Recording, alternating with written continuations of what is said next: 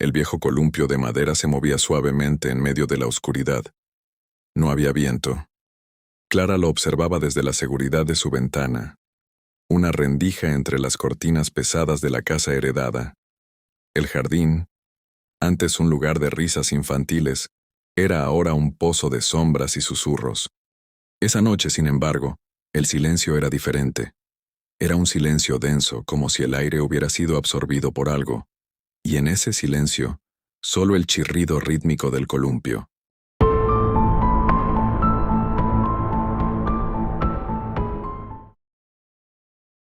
Clara había pasado la última semana tratando de ignorarlo. Al principio pensó que era el asentamiento de la casa, o quizás un animal, pero no. Ese columpio, el mismo donde su hermana pequeña, Elisa, solía jugar, se movía como si alguien lo estuviera impulsando. Se obligó a bajar las escaleras, cada tablón crujiendo bajo sus pies como un grito ahogado. Abrió la puerta de la cocina y sintió el aire frío del jardín colarse. Olía a tierra mojada y a algo más, a azúcar quemada, el olor favorito de Elisa. Llegó al porche. El columpio estaba a unos 20 metros, y en él había una pequeña figura sentada. No era su hermana, no podía serlo. Elisa había muerto allí hace 20 años, en un accidente. La figura tenía el tamaño de una niña de 7 años, vestida con un camisón blanco. Su cabello largo y oscuro cubría su rostro. El columpio se balanceaba más fuerte ahora. El chirrido se convertía en un quejido agudo. «Vete», susurró Clara, su voz temblando. La figura se detuvo. El columpio quedó inmóvil.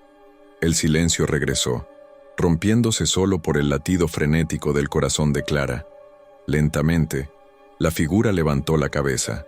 Lo que Clara vio no fue el rostro de una niña, sino una negrura informe, como un agujero en la tela de la noche. Pero de ese vacío surgió una voz diminuta y cristalina, la misma voz que había olvidado. «¿No quieres empujarme, Clara? Dijiste que lo harías». Clara sintió que el frío no venía del exterior, sino de su propia médula. Cayó de rodillas cubriéndose los oídos. «Solo un poquito», insistió la voz, ahora más cerca. «Mira, dejé mi regalo». Clara bajó las manos, sus ojos fijos en el suelo del porche. Justo a sus pies había algo, un pequeño objeto, familiar y horriblemente fuera de lugar. Era un viejo chupete de plástico, el mismo que Elisa usaba y que se había perdido el día del accidente. Estaba limpio, como nuevo, y emanaba un débil y dulce olor a azúcar quemada. En ese instante, Clara sintió unas manitas frías y pegajosas aferrarse a su tobillo, y escuchó, directamente en su oído, un aliento helado. «Ahora, tú te quedas a jugar». El grito de Clara se perdió en el silencio del jardín. La única respuesta fue el renovado y alegre chirrido del columpio, balanceándose solo, bajo la luz muerta de la luna.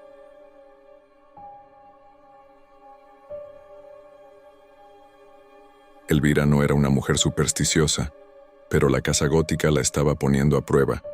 La había alquilado por un mes, un edificio centenario de piedra oscura en un pueblo costero olvidado, para catalogar y tasar la vasta colección de un excéntrico millonario recién fallecido. El primer día la abrumó el silencio de la casa. No el silencio apacible de un campo, sino una ausencia de sonido tan completa que sus propios pasos en el parquet pulido sonaban como disparos. El aire estaba inmóvil y pesado, y olía a naftalina y a un almizcle metálico que le recordaba a la sangre seca. Su trabajo se centraba en la biblioteca, un laberinto de estanterías que se elevaban 2 pisos.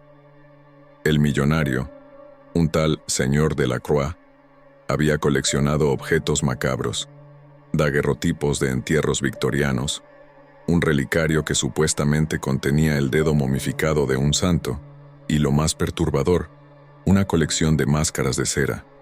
Estas máscaras, alineadas en vitrinas de vidrio, no eran de carnaval, eran réplicas exactas de rostros humanos, capturando expresiones de asombro, agonía y, La más inquietante, una calma serena. Había 24 rostros mirándola. A mitad de la segunda semana, Elvira comenzó a notar las discrepancias en el inventario. El libro El legado de los espejos quebrados, que había catalogado en el estante G3 el martes, apareció el miércoles sobre el escritorio de Delacroix en el ático, un lugar al que ella juraba no haber subido. Un pequeño busto de mármol de un niño, que ella había clasificado como daño menor en la base, de pronto mostraba una grieta fresca que le cruzaba el rostro, como una lágrima petrificada. Intentó racionalizarlo: cansancio, estrés, la vejez de la casa, pero en la noche del jueves, mientras revisaba la vitrina de las máscaras, sintió un escalofrío tan intenso que le erizó el cabello. Contó: 1, 2, 3, 24. Todo en orden. Se dio la vuelta para irse, pero algo la obligó a mirar el reflejo en el cristal de la vitrina. No solo se reflejaban ella y las 24 máscaras. Detrás de su hombro, justo en el borde de su visión, había una 25ª figura. Era borrosa, sombría, pero inconfundiblemente otra máscara de cera flotando en la oscuridad de la habitación. No estaba en la vitrina, sino detrás de ella. Elvira saltó, encendió la linterna y enfocó la pared. Solo había terciopelo y sombra. El cristal estaba vacío, excepto por el reflejo de las 24 máscaras y, ahora, su propio rostro pálido y sudoroso. Esa noche, se quedó despierta, no durmió. A la mañana siguiente, decidió terminar el trabajo e irse. Mientras regresaba a la biblioteca, pasó por el oscuro pasillo principal. Había una gran fotografía enmarcada, el retrato oficial de un hombre severo, el señor Delacroix. Se detuvo y la estudió, buscando alguna pista, alguna locura en esos ojos vacíos. Mientras miraba, se dio cuenta de algo que había ignorado. La fotografía tenía un pequeño pedestal de madera a su lado, siempre vacío. Y allí, en el pedestal que había estado desocupado los últimos 15 días, estaba el busto de mármol del niño. El busto que ella había visto con una grieta de lágrima, pero el busto no tenía grieta. Estaba intacto, pulido y perfectamente sonriente. Sintió que la casa le jugaba una broma cruel. Aceleró el paso sintiendo una desesperación creciente. Abrió las puertas dobles de la biblioteca de golpe y entonces lo vio. La luz de la mañana inundaba la sala. Las 24 máscaras de cera de las vitrinas estaban alineadas en el suelo, formando un semicírculo perfecto, y en el centro del semicírculo, de pie en un pequeño pedestal de terciopelo que no había estado allí antes, había una nueva máscara. Era la 25ª. Esta máscara no representaba asombro, ni agonía, ni serenidad. Era una cera fresca, brillante, con poros y cabellos incrustados. Era la réplica exacta de la cara del señor Delacroix, con los ojos abiertos en una expresión de puro y absoluto terror.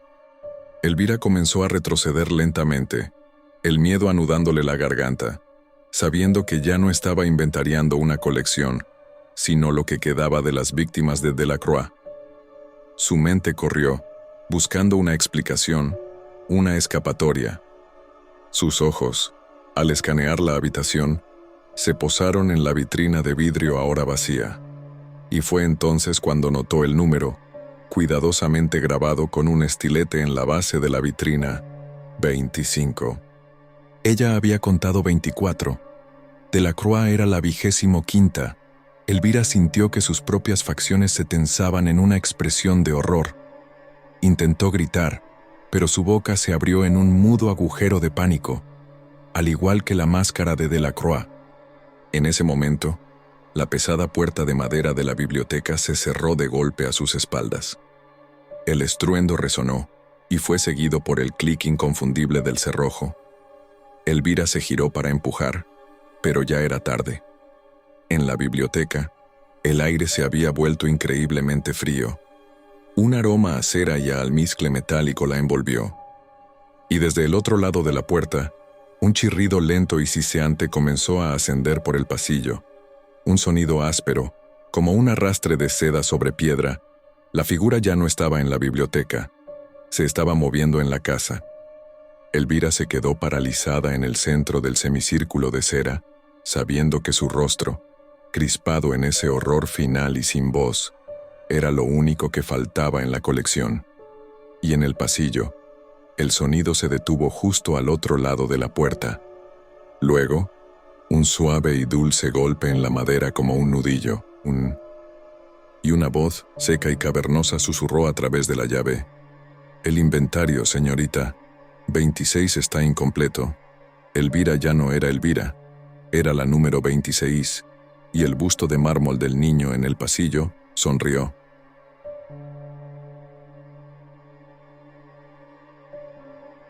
La luz de las farolas del coche de Lucas se perdía en la niebla densa que se había tragado la autopista sin previo aviso. Llevaba horas conduciendo, intentando llegar a casa antes del amanecer, pero ahora apenas podía ver a unos metros delante de él. El indicador de gasolina parpadeaba con una insistencia ominosa. «Maldita sea», masculló, golpeando el volante. Sabía que no había ninguna estación de servicio en kilómetros, no en esta sección abandonada de la Ruta 7. Entonces, entre la cortina gris, apareció una silueta. Un letrero oxidado, apenas visible. Gas and Go, 24 horas.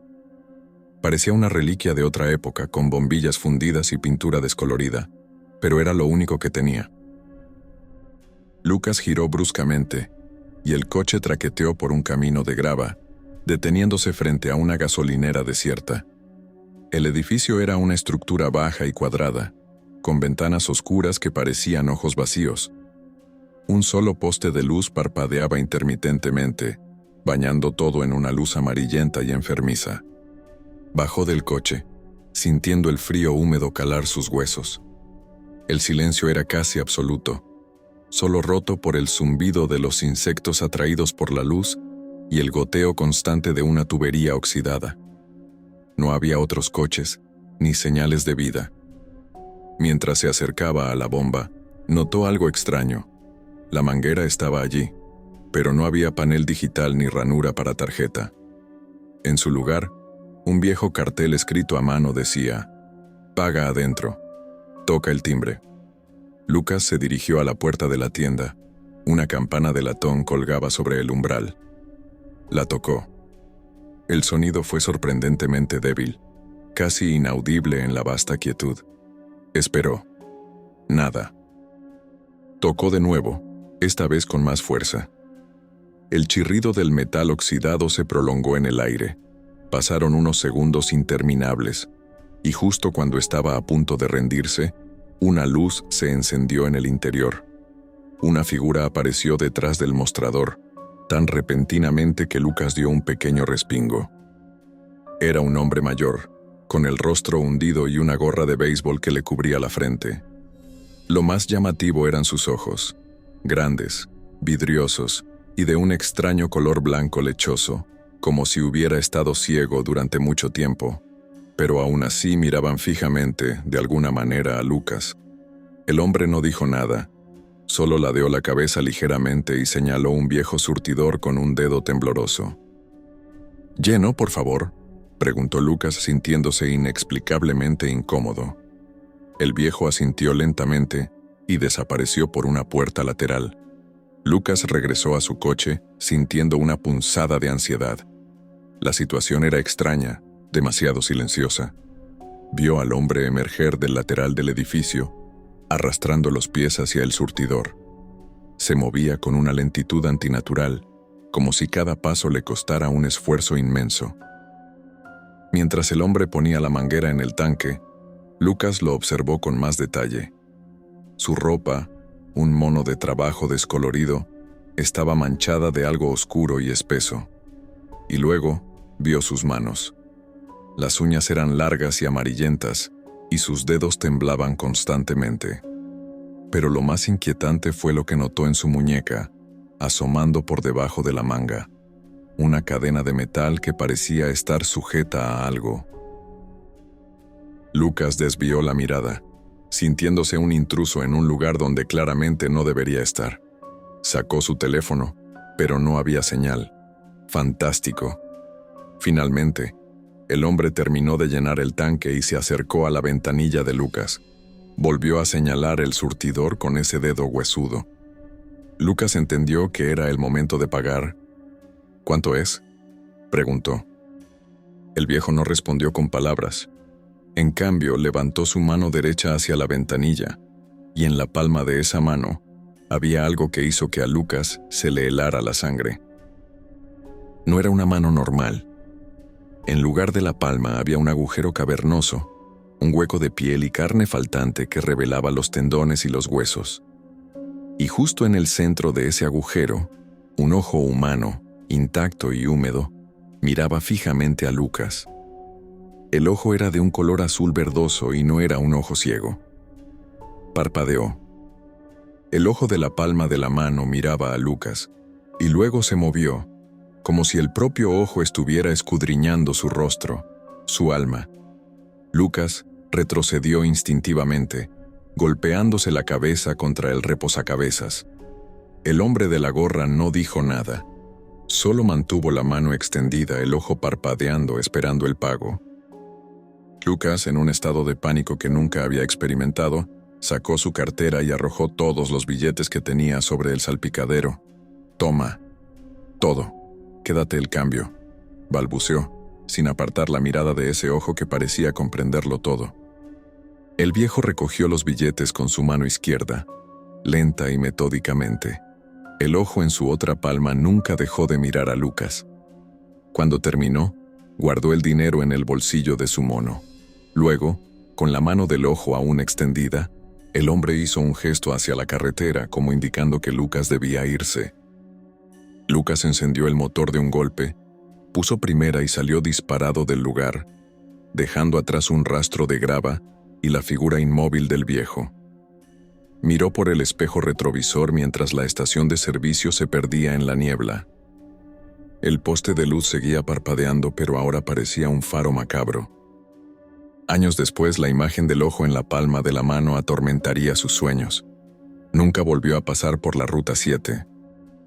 Y a veces, en el silencio de la noche, juraba que podía sentir una mirada fría, una observación persistente, como si el ojo de la estación de servicio olvidada todavía lo estuviera buscando, como si ese ojo fuera solo uno de muchos, observando desde los lugares oscuros y olvidados del mundo.